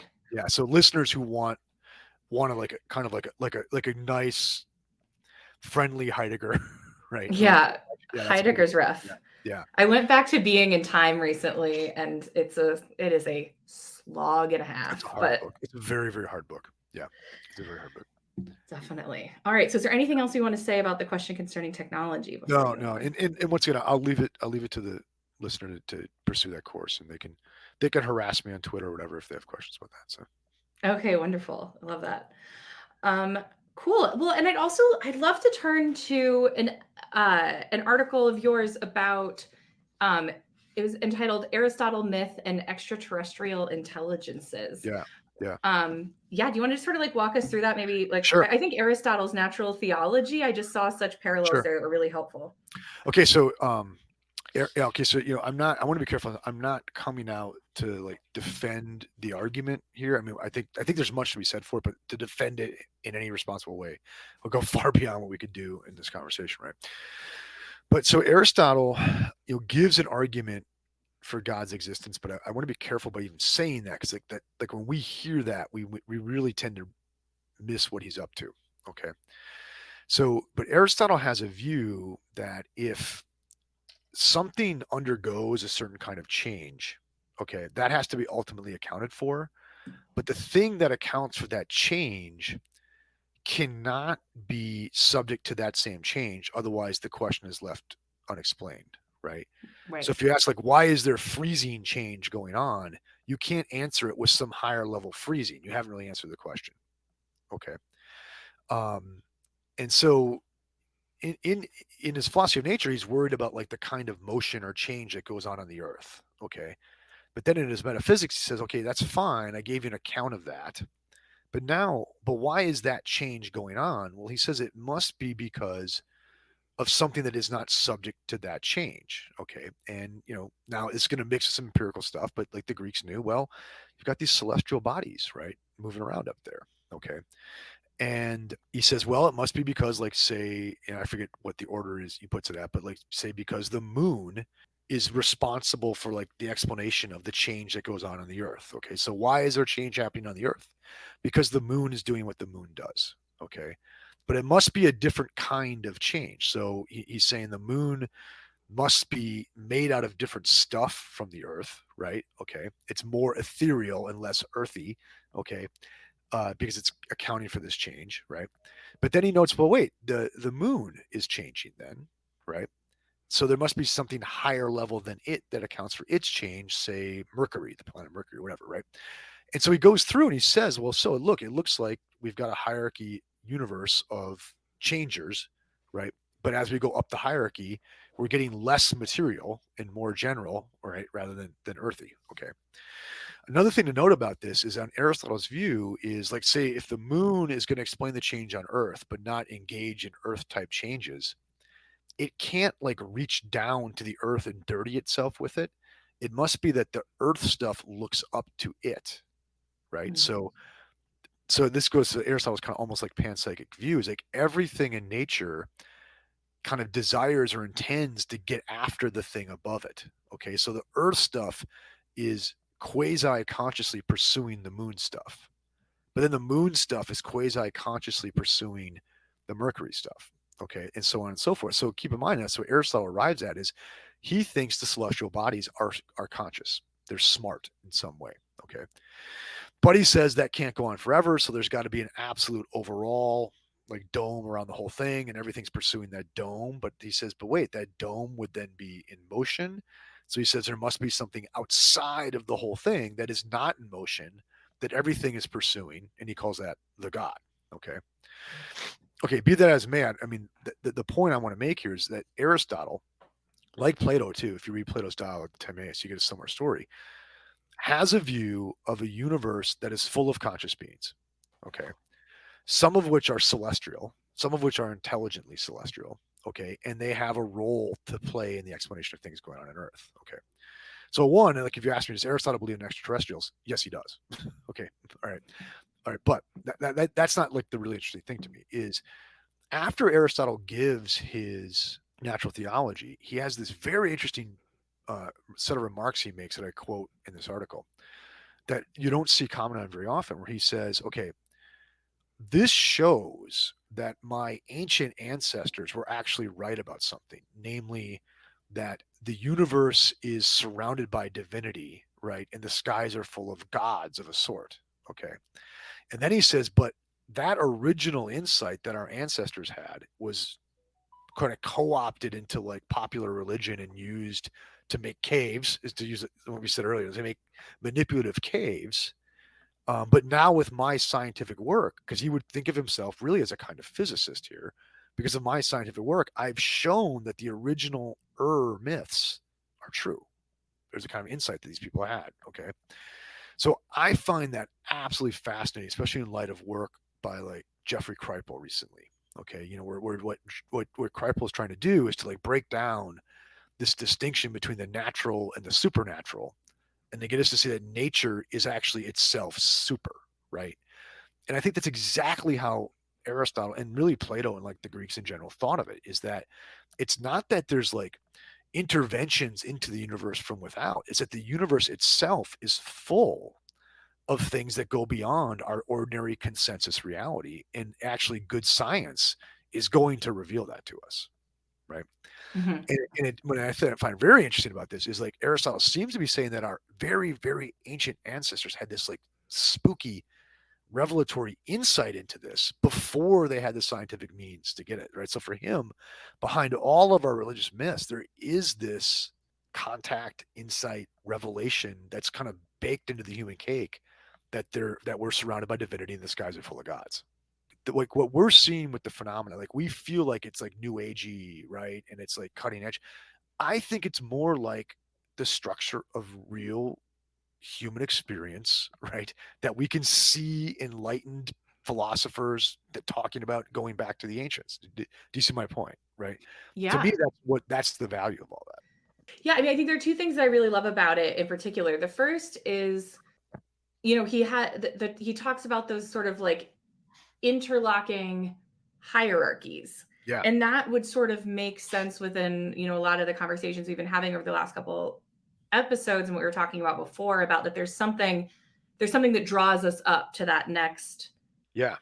We're being Oh, pulled. We're being pulled up, right? yes, Being pulled out of our exactly. cave, right? Being pulled out of their cave. Right. And so I think it Right. kind of gives us sort of a model for how that might happen. But I just think the idea of even just the idea that a planet is a conscious being, I think is a really important thought exercise, especially in the context of what we've been talking about, Right. right? Because now we have the ability to scan the clouds of Jupiter and say more or less Yeah. what those clouds are made out of, and we create these very like scientific models where you think about that, we've all seen that picture of the earth cut in half or the quarter removed so you can see what the inside Yeah. looks like. And so we have this like scientific idea of what a planet is, and it's rocks and it's water and it's chemicals and it's all of these different things. It's whether or not it's got an atmosphere, but to think of it as a full, but then because of that we don't see the full being of the Right. planet, Right. and ask like what is this thing, what is it, not what is it made out of, but like what Right. is it. What is it? Yeah. And so you're going Aristotelian there hardcore, right? Because like Aristotle says, well done, right? God, like I always, did my homework. yeah, well done, well done. I know Good pod. professors want nothing more than just for someone to do the reading, Yeah, so just we just want somebody to care, really. That's all we want, right? It's like someone just don't go to sleep and we'll love you, right? Okay, so but no, because like Aristotle is like this is I think one of our important insights from Aristotle, and it's in Plato too, is look, there's more than one question we can ask about something. There's more to ask about it than just what is it made out of, right? And when we ask why is it doing what it's doing, yeah, part of the answer will be like because it's been bumped into certain things and there are laws of bumping in that determine what's going to come out. But also we can ask, what's it for? Right? Okay, what is it in its very being or definition if it has one? And I think you're right. Like we're so used to like looking at a planet in terms of the rock it's made out of.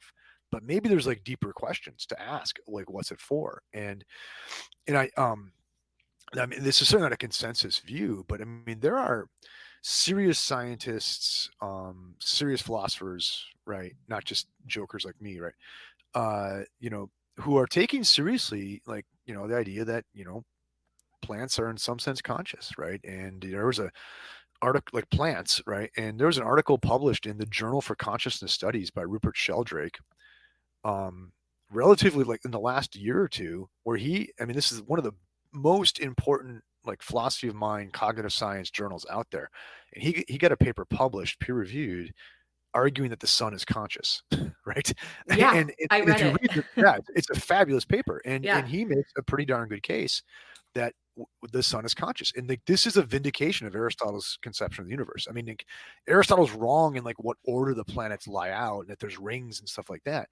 But it looks like the fundamental metaphysical insight that what maybe is driving the whole thing is conscious desire, not just push from behind.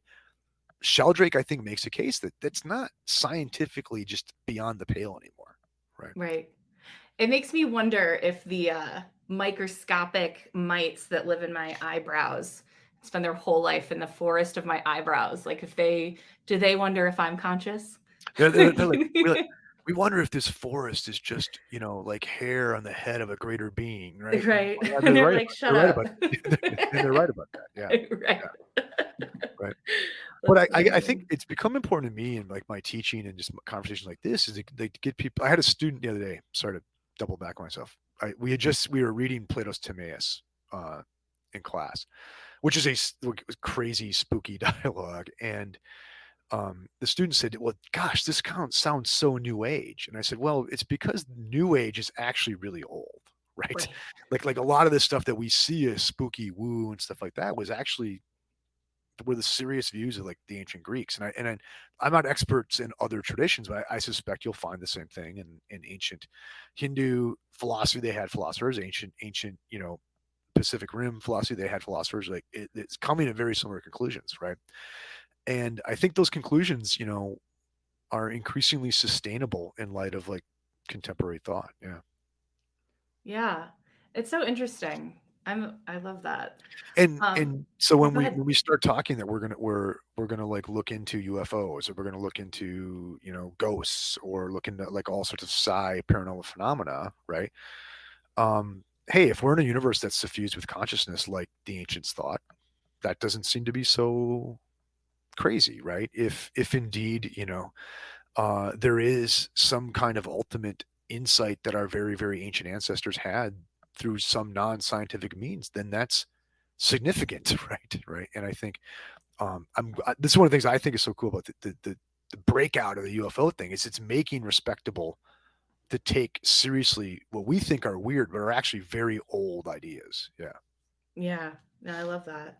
I love that. Well, and speaking of the eyebrow mites, it makes me think you were kind enough to share with me an article that you're in the process of finishing up. Yeah. Um, Grossly needs editing, but yeah. Yeah. that was great. And I loved it. And I was so grateful you sent it to me because I think it's so perfect. And so what I'm excited about, it makes Mm. me think of the tick metaphor that you used, because it was, and I'll let you tell it. But what I'm so excited about is that I mean you're familiar with my podcast. I spent Yeah. like the whole first part of the podcast kind of laying out all the different hypotheses, and I think that what Yeah. you're putting out there is a hypothesis that I personally haven't heard, at least not in this way before. So I'm Cool. really excited Cool. for you to share that. Excellent. So that actually I wanted to ask you about that. So that's cool. Okay. So there's a concept that comes up a lot in it originally has its origins in some early 20th century biology, but it no, actually no, like 1930s biology, but the same notion was very operative in early phenomenology and people like Husserl and Heidegger, and it's become popular in cognitive science if you wanted to see it. Um, like deployed a guy named Andy Clark, who's a very important contemporary cognitive science, uses it quite a bit, but it's the notion of an umwelt. Okay, the German word umwelt, which literally would mean around world. Okay, it gets translated as environment, though I'm not a Germanist, but I don't quite like that translation because it lends to misleading conclusions for people speaking English. But umwelt is like what the concept is that the world of perceptual experience that's available to us is it's a selection out of the possible perceptual experiences there could be, and that selection is based on this sort of interplay between the needs of an organism and the means of meeting those needs that has evolved. Okay. And so the best way to understand this is it's a famous example. Andy Clark uses it. It goes back to the original biology literature. Is you've got a tick, right? And there's this tick is it really frames its whole life around the amount of mammal skin acid in the air, right?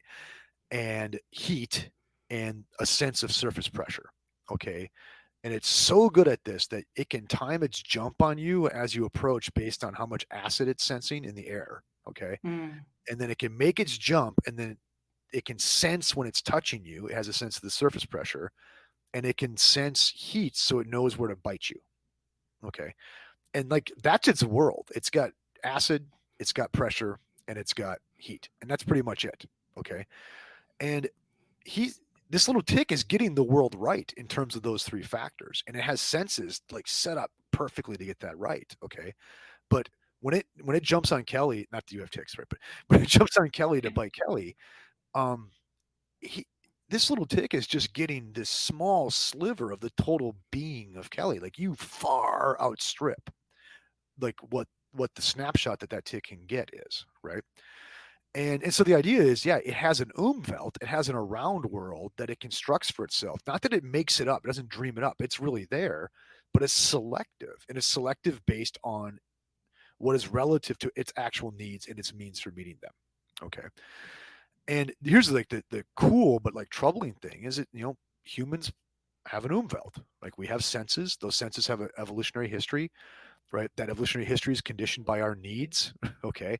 And so when I sense the tick now, in the same way the tick has a caricature of me in terms of certain sensory properties, I too have a caricature of the tick in terms of the sensory properties that I'm capable of picking up on. Excuse me. So what's the idea here is we too are only getting a selective view of the world, right? Okay. Based on our senses. And of course, our conceptualizations, our science is based on that original limited perspective that we take on it. Okay. And I want to be clear, I'm not saying we just dream the world up. I'm not saying it's all relative, something like that. That's not it. The point is it's selective, right? We are Right. selecting for relevance to us, right? So we're in it. Okay. Now, the example I use in the paper is, hey, that little tick could be encounter things from outside its umwelt. I call it its Uber umwelt, right? Um, and those things that's encountering like may just not they're not there in terms of skin acid. They're not there in terms of skin surface pressure. They're not there in terms of heat or what have you. Okay, but they're really there, right? And so, like, we have to admit there's a vast world outside of our umwelt. There's a really big Uber umwelt out there, and our access to it is very, very limited. Actually, if it's really out there, we don't have any access to it at all, but it's there, right? Like we too select out of the possibilities for our perceptions. Okay, so we have to admit, like our cave, right? We're getting a pretty small chunk of what there is to know. Okay, now and then I give examples of let's say like we encounter like a shark, right? Like the shark has got its perceptual capacities, we got our perceptual capacities. We probably weren't really evolved to deal with each other, okay? And so we can show up on each other's margins, right? Like we can, like we can kind of like have a really limited sensory encounter with each other, but we don't understand each other at all, and it's uncanny. Like the first time a human sees a shark, right, without any preparation, it'd be, what the hell is that, right? It's an alien, right? The Hmm. first time a shark sees one of us, whatever the shark version of that is what the hell is that? It's an alien. Okay. So where am I going with all this? I'm going to say, look, I think, or here's a model, is what we're encountering when we encounter the phenomenon, right? Is we're encountering things that may well be from the earth. Okay. They're not like breakaway civilizations that have like, have runaway technology and they're conspiring or something like that. They might just be other animals that are very marginal to our umwelt, right? That we aren't really set up to perceive, and we're bumping into them and like having this very alienating experience in doing that, right? Mm. And I find that like at the level of epistemology a very like helpful hypothesis, because it doesn't ask us to like posit conspiracy theories. It doesn't ask us to like have to like explain why this is so elusive. And we've already got this going concept in cognitive science and biology and phenomenology of the umwelt and what I'm calling the uber umwelt, right? And it shouldn't surprise us that maybe there's some animals that we don't have much evolutionary contact with. We don't have much of a common history, and we can just barely have a little contact, like in a shared umwelt, and that's it, right? And it seems that if that happened, it would be spooky, it would be crazy, it would be et cetera, right? Right. No, it makes me think of how, like, for I forget what year, um, but it was relatively late in history when we realized that meteors were real. For a long time, that was just a, Mhm. sometimes like a farmer would tell a story about like this rock Yeah, came out of the sky and fell in my yeah, field, and people were like, "What are you talking about? Rocks yeah, don't fall out of the sky," because we had no model by which right, a rock would fall out of the right, sky. right. And let's say these things are not in the aspect of reality that like our five senses hit. Okay, Mm. So right? something Or there's even more foreign than a rock. Like yeah, even more, it's not yeah, just the model that's the issue. yeah. It's not our intellectual, it's something else. It's like, look, I mean, if it's not manifesting itself in terms of skin acid or heat or surface pressure, the tick doesn't get it, right? Mhm. It just doesn't get it, right? And so let's say like at best the thing's got like a little skin acid-ish, something that kind of barely trips the skin acid detector of the tick. Well, the tick might register it, but it's going to make very little sense to it, right? I think, or I don't know, who knows, right? But like I'm averaging the model where I'm like that's kind of like what the phenomenon is. It's something that just barely registers. It's not our visual or tactile or olfactory senses, and so we can't even really model it. It's just beyond our sensory pale, right? Yeah, it makes me think of it's kind of similar to Donald Hoffman's work in Yeah, what, in that he's saying about how, and I'll talk about that in the next episode, about how not just that we may not have evolved to see the world as it is, but we necessarily have not yep, evolved to see the world in the way that it is, in the same way that the tick didn't evolve to see the world as it is. We evolved to yeah, deal with the things that are most relevant to right, us in our right, survival day to right. day. And what if there's something that the properties of which are not relevant to that evolutionary history, and then we start bumping into that thing, right? Right. It would be utterly uncanny, and I like to play it would be alien, right? Yeah. Be alien to us. That's what I'm getting at, right? Like, there's a very recent, very episode with was it John Varicki and Hoffman on theories of everything. Very good dialogue. Like, if you want to go into this direction, it's a very good way to look at it, right? Just in terms of the cognitive science of sensation, stuff like that. But the point though is like we sort for relevance, right? This is Variki's work. Like we sort the world for relevance, and so what isn't relevant, we're kind of like designed to leave behind. Okay, that Mhm. means we're leaving a lot behind in reality that isn't relevant to. I mean, you have to remember, it wasn't relevant to our like sub-Saharan ancestors 200,000 years ago when like the final like human cognitive package, final for the moment, came online. Do you know what I mean? So, and so when I say relevant, I mean like relevant to our evolutionary past. It might be relevant as hell now if like they're showing up to take us over now, right? Okay, Right.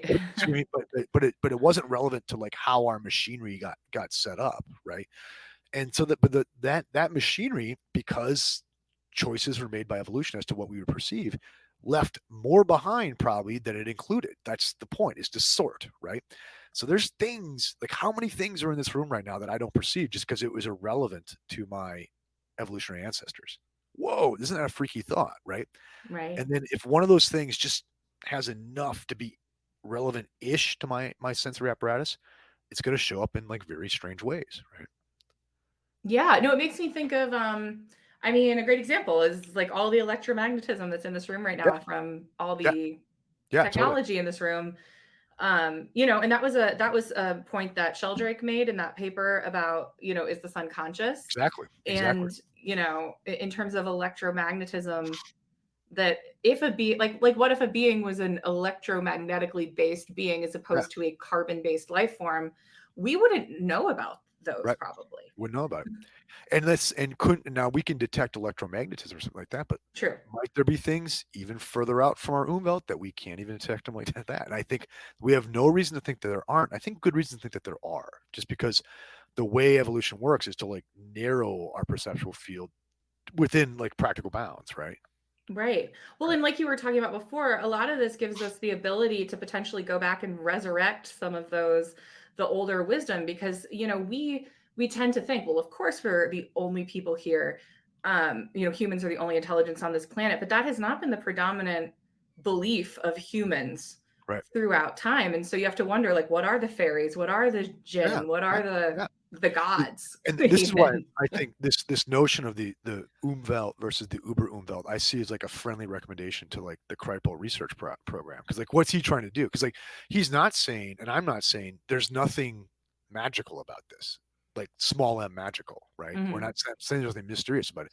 What I'm saying is like once you realize this, the nature supernature distinction just broke down. And it doesn't mean there's only nature. It doesn't mean there's only supernature. It means nature is super, right? Right. You know what I mean? Right? Is like it doesn't mean that there's the normal and the paranormal. It means like the normal is paranormal because it's. I'm not saying there's another realm, but I'm not saying the realm we're in isn't full of things that are absolutely foreign to our boring cave reality, right? That makes a lot of sense to me, especially, I mean, something really cool that's happening in the UFO community right now and across kind of these weird groups, Yeah, weirdo groups, is, I think that people are starting to, we're starting to reach out to, Bigfoot researchers yeah, and, yeah, yeah, paranormal investigators yeah, and all of that. And these things we used to be in our own little camps. But as you start to, something that, like, I've suddenly gotten fascinated with Bigfoot, the reason being that I see all the ways in which that phenomenon maps almost perfectly to the UFO phenomenon in terms of, there's the there's the nuts and bolts and there's the consciousness, yeah. like it all maps. Yeah. It all maps, and the Structure of conditions human under. experience come up again and again and again. Yeah, Yes, and yeah, so it's these things happen. So what I like about it is this idea that if we start to look at these different things, like you're saying, that these things from like our, kind of outside of the umwelt that pop in from time to time, it seems like there are similarities into like the ways in which that manifests itself, when it manifests itself, how it right. manifests itself. And so it makes you wonder, like, there might be rules or Yeah, something, like there might be a way we might one day understand why we see yeah, things that we're not supposed to see. yeah. That's exact. That's to my understanding. That is Jeffrey Kripal's research program right Yeah. there. Right? You can Is tell I like read a lot of Kripal. yeah, no, good. No, and so like Kripal's an interesting guy for me, and I like okay for me. I was okay. I was into the UFO thing, but it was like very nuts and bolts, and then like oh no, it doesn't seem like it's nuts and bolts, and then it's like okay, I'm into the UFO thing, but I'm not going for the abduction thing, right? And then I read the book that Kripal wrote with Whitney Strieber. I'm like, oh man, Mhm. dang it, I didn't want to go there, but here I am. It's very hard to deny that something happened to that man, right? Right. Right? You know what I mean? And so so I have Kripal to thank for like really pulling me into this, right? But he's brilliant because he and you can see his influence on my less influential work. I'm not comparing myself to Kripal, right? But like you can see his influence on my thinking here because in his saying that notion of super space nature as opposed to supernatural, he found a way, I think, to really diffuse a lot of the hands-off feeling that academics have about this. Right. Right. I think what he's done there is um I think philosophically very well grounded, but also rhetorically brilliant. Right. Yeah, no, Right. he's something else. I was lucky enough to meet him in New York, and on top of just being brilliant, he's like one of the nicest human beings you could ever meet Nice. in your Nice. life, and a sparkling conversationalist. That's great. So I'm not surprised at that based on his writings. Yeah. Yeah. yeah, sitting next to him at dinner is like a treat. Yeah, and so I think it's important to note, like, okay, so for instance, if you go with like this nature, the super space nature that like a Kripal has in mind, or like this umwelt versus uber umwelt that I have in mind. And I think the distinctions kind of map on each other. Um, like say, I don't see this as like anything unfriendly to a religious believer, right? Because like Right. people aren't saying this stuff isn't real. It's just we're trying to come up with a model, right? That like pulls it under a single coherent like approach to the world, right? If you're, do you know what I mean? So, but also I think it does show how like a non-religious believer, a materialist, could like actually entertain some of this stuff in a way, which I think is very helpful, right? Right. Well, what I think is interesting about it too is that I don't think it's at all. It doesn't. There's nothing about it that's like a direct challenge to the religious believer, but at the same time, there is something that I think changes the nature of religious belief for a lot of people. Yeah. You know, I think what was really interesting. I've gone back and listened to my interview with Diana a few times because she's just so brilliant, and I hear new things each time. And really, when I asked her about like how has this changed, because she's a practicing Catholic Question. and So am a I. believer. Yeah, and so like but there's something that changes. You can believe all of those things and like truly believe them, but there's something about this that changes even the nature of that belief, because it seems like it opens it up. It makes it bigger than it was before. Yeah, and I think, I mean, I'd be interested to talk to Diana about this someday, right? If, uh, bring us both on and we'll like have a thing, right? Yeah. But it's gonna be harder to see, I think, like religious exclusivism is going to be harder, right? Mhm.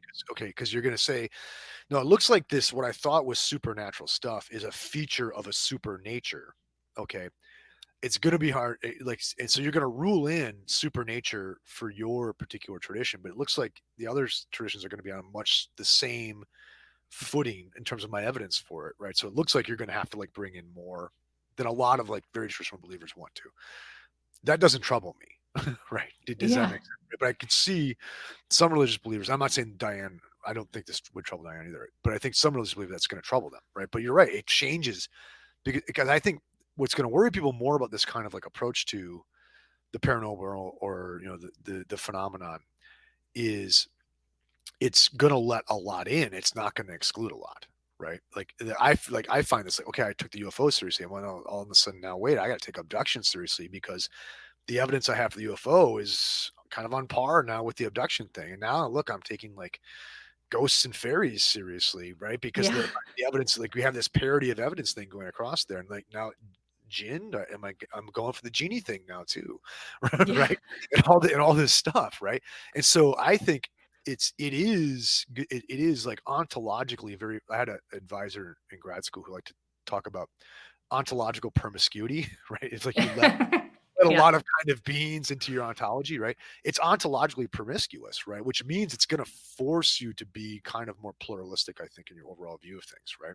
But one could do worse than to be that way, I think, No, right? I think that's great. I was gonna say I will use that. I feel like I'm very ontologically promiscuous.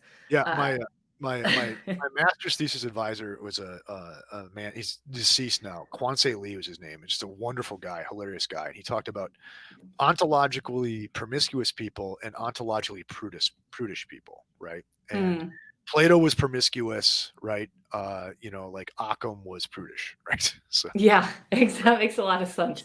That makes a lot of sense. Well, let me ask you one last question yeah, before we tell everybody where they can find your stuff. This is a sure. question I've actually asked Diana because this is something I'm very intrigued by. I may never get an answer that fully satisfies me, but so I was raised Catholic. I'm not a practicing Catholic, but also Catholicism is kind of like the mob and you never really get out. Um, It's but true. Yeah. it's true. You're always kind of, well, and it's like being Jewish. You're like culturally Catholic, even Yep. if you're not practicing, right? Yep. So, anyways, so Diana is a practicing Catholic. You're a practicing Catholic. Jeffrey Kripal is a practicing Catholic. There's an enormous. It seems to me that there's a lot of, and Diana's even said that among the invisible college, that Yeah. there is a very large percentage of practicing Catholics. Tyler converts to a Yeah. Catholic in American Cosmic, and I don't think that Diana, and I'm sure you wouldn't like, are necessarily suggesting that like that means that Catholicism is the ultimate religion. But what do you think about? Or do you have an opinion on what it might be about Yeah. Catholicism that sets people up to kind of think in this way? Well, Catholicism is very ontologically promiscuous, That's true. right? I mean, That's a lot of the complaint of the Protestants, right? yeah, exactly, right? I Yeah. mean, and so, I mean, well, first of all, like Catholics, man, we love our lore, right? Like we've got all sorts of myths and stories, and like everybody's seeing, the Blessed Mother in a, bowl of cornflakes or something like that. And as like you were raised Catholic in some circles, that's taken fairly seriously, right? I mean, Yeah. maybe too seriously. Okay. So one, I think there just is a kind of mythic ontological promiscuity to Catholicism, which I think fulfills a legit human need. True or not, it fulfills a legit human need, right? Okay. So I think that's part of it, is just that maybe Catholics should be a little more, maybe we're really quick to believe in the paranormal, right? Because we've been raised Mhm. paranormal in a lot of ways, right? So I think that might be part of it, right? Also, I think too, if you thinking like reading American Cosmic, okay, I wasn't too surprised when Tyler converted, okay, Mhm. because of the protocol thing, okay, like Catholics were procedurals, right? We've got our like like you were raised Catholic, but like Mhm. we're it's a very procedural religion, right? And I could see a guy who's like really into these like protocol approaches to things, right? Would like it, like something like being a monk would really, really resonate with that guy. And he said Yeah. she describes him almost as a monk before he even converts, right? Okay, Yeah. so I think that makes sense, right? Do you see that? Yeah. Yeah, and so that's probably why I would think it would stray towards Catholic, right? But that's my Yeah. bad like armchair sociology, right? But right, Yeah, exactly. I don't think I'll ever come to a great answer, but I do find it really interesting to think about. I mean, I do think that there's an aspect of Protestantism that like strips the mystical out of Christianity in a way. yeah, Like it, and definitely the ritual. right, Like not all of it, but a lot of it. Um, right. which is not to I'm in no way making a comment on like the value of any No, religion over another. It's just like, but I'm interested in what it is about Catholicism that seems to make it easier to make people yeah, and to like get people to make this leap, you wasn't know? Strieber a lapsed Catholic? Wasn't that the idea? Like You he was, may be right about that. I'm not 100%, but I you think, you yeah, may something be like that. right. Or you know what I mean? So, yeah, and also, I just think that is like Catholics do have a kind of mythological mindset that I think leaves us sort of receptive to this sort of thing, right? And I'm not saying that doesn't get out of hand with Catholics too, right? Oh, sure, yeah. Right. Okay, but I do think that, I mean, just think of it like so. My children grew up with December 6th is the feast of St. Nicholas, and like I know like other Christians do this too, but like so they had no problem with like, and not just Santa Claus, but an extra elf coming to the house, right? And like leaving things, right? Like they grew up in a very enchanted world, right? And so I think anyone raised Catholic like yourself too is like probably got a pretty good hangover for the mystical from their youth. That makes a lot of sense. Absolutely. Yeah. Well, this has been such a fun conversation. I can't believe how fast it went. I've been really Yeah, having a I great mean, time. yeah. For anybody who's listening, anything that any references that were made, I'm going to have all of that in the episode description. So if there's anything that sounded interesting to you, please go follow up. Do the reading. Exactly. It's this is such a fun rabbit hole to go down. There's a reason, we decided to come back and do this again. But Jim, thank you so much, and tell everybody where they can find you and how they can find your work. Okay, you can find probably your best bet for finding me is on Twitter in terms of if you want to say nasty things to me, right? Say what am I on Twitter? I'm JD Madden 3 on Twitter, or I think I'm following you on Twitter so they can find me that way too. Yeah, absolutely. I'll link it up. JDmadden.com is my website, and I have a lot of my papers and lectures about other stuff up there. And I have a Substack. I think it's just Jim Madden's newsletter, but maybe we can put a link up to that there. So Absolutely. those are It'll my all be in ways to reach the me. Yeah. description for sure. So yeah, I appreciate it. Um, Yeah, and it's Absolutely. been an absolute honor, Kelly. It really has. And so, anytime you want to talk about, if you want to have a conversation with a ontologically promiscuous philosopher, I am available. So, I love that so much. I absolutely will take you up on that. yeah. Thanks, Jim.